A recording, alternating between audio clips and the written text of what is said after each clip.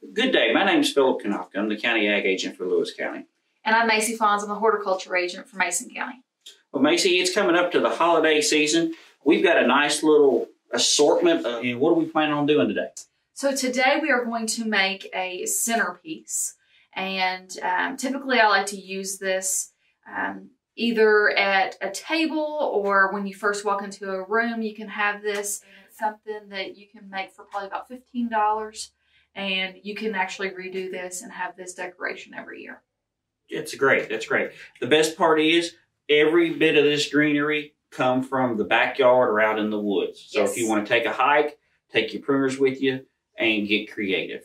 We'll go over a little bit about what we got here. We have some eastern red cedar. Be very careful. It is kind of prickly. Make sure you've got some gloves with you. We've got some holly for accents.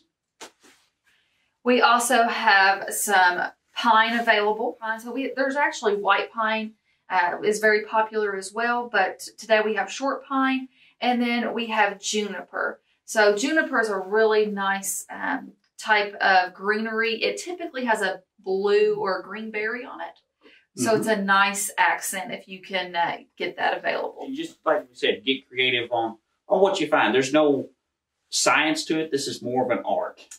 Some tools that you're going to need available is going to be a nice pair of gloves. So with that, I like to have the ones that have the plastic palms. So if you're working with the eastern red cedar, it's a little more prickly, but it will not poke through the plastic and you won't get splinters as bad.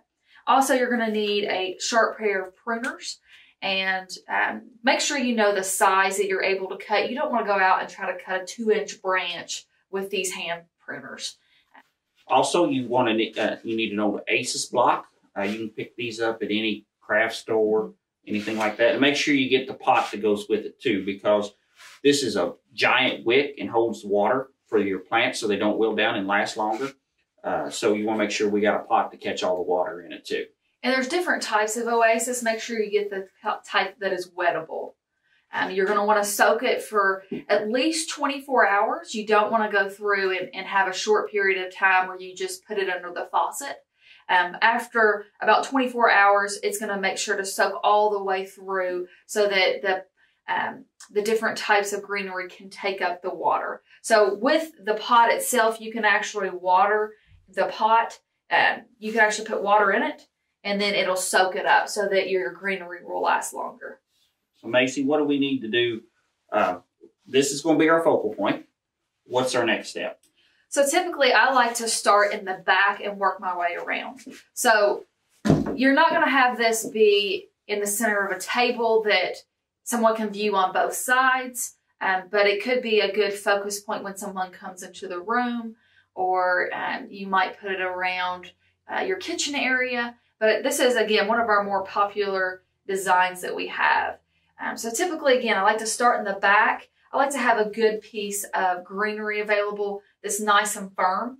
And I'll start with something that's a little bit taller than the snowman itself. So I'll start in the back and I'll work my way around. And as I work my way around, I'm going to make things shorter. So first off, this is our piece here. And what I want to do is I want to make sure to cut off the pieces that would go actually into the greenery or into the oasis. So you're going to push this in probably about 2 to 3 inches. So we want to make sure to cut off the pieces that we're not going to use that would actually get shoved in there. So I want to make sure that I have it at the height I want, because I don't want to cut from the top. You want to cut from the bottom. The reason for that is you don't want to have a lot of pieces shown where it looks like it's just cut off at the top. We're looking for a more natural look. Yes, yes. So the first thing we're going to do is cut those off. We're going to go ahead and shove that in where we want it. So you can see it's leaned back a little bit. If I don't like the way it looks, I can take this back out, but it has oasis on it. So we want to make sure that it can take up the water. So we want to cut that off. Now, when you cut that off, you cut it off flat, not at an angle. Yes.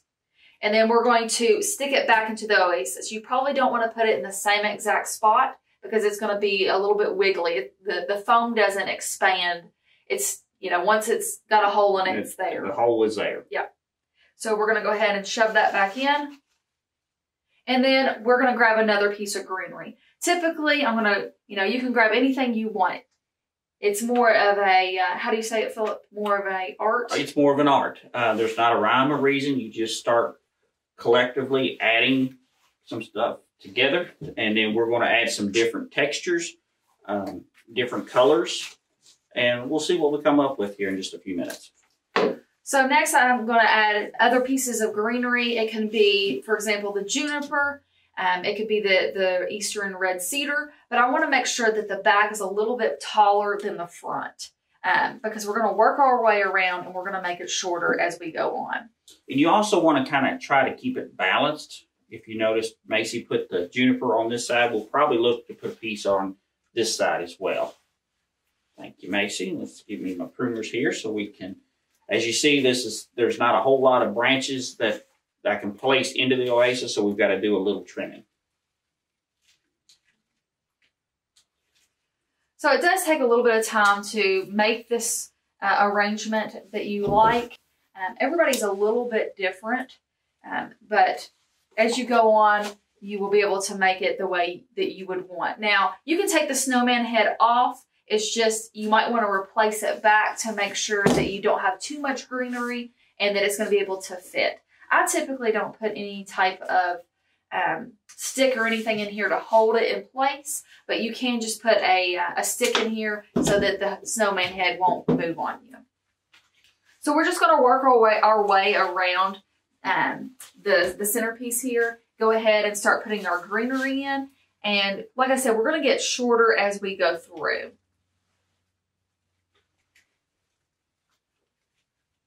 So as you get around the face of the snowman, we're going to have shorter pieces each time. And it's going to basically go around its face.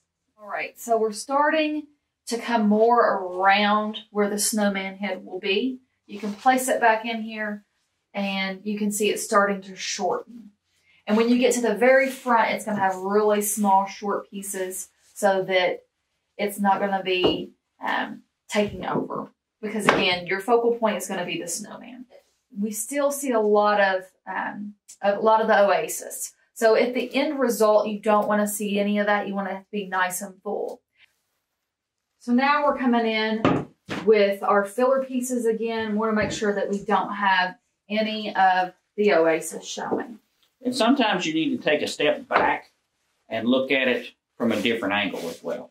So when you are finished with the arrangement, you do want to make sure to take care of it. It depends on how long how long it's going to be in the house for. So if I have this made, 2 weeks in advance, you might even want to you still need to definitely water it. But if you have it longer than that, then whenever you're not using it, for example, if you have a Christmas dinner, then definitely you want to bring it inside and everyone to view it. But if it's just a normal day that you might not have company over, you might want to stick it outside where it's cooler, and it'll last a little longer. But typically we make these a couple weeks in advance and keep them in the house and just keep them nice and watered. All right, now we're getting toward the end of our arrangement and we're starting to add our accents. So you can see that we put a nice bow here, and this is just like a little bow tie that we made. You don't want to have something too large. For example, this bow would overtake. So thank you for joining us. And again, like Philip said, if you have any questions about greenery and about centerpieces and some different things you can do for Christmas to, lighten up your home, then give your local extension office a call. We'd be happy to help you.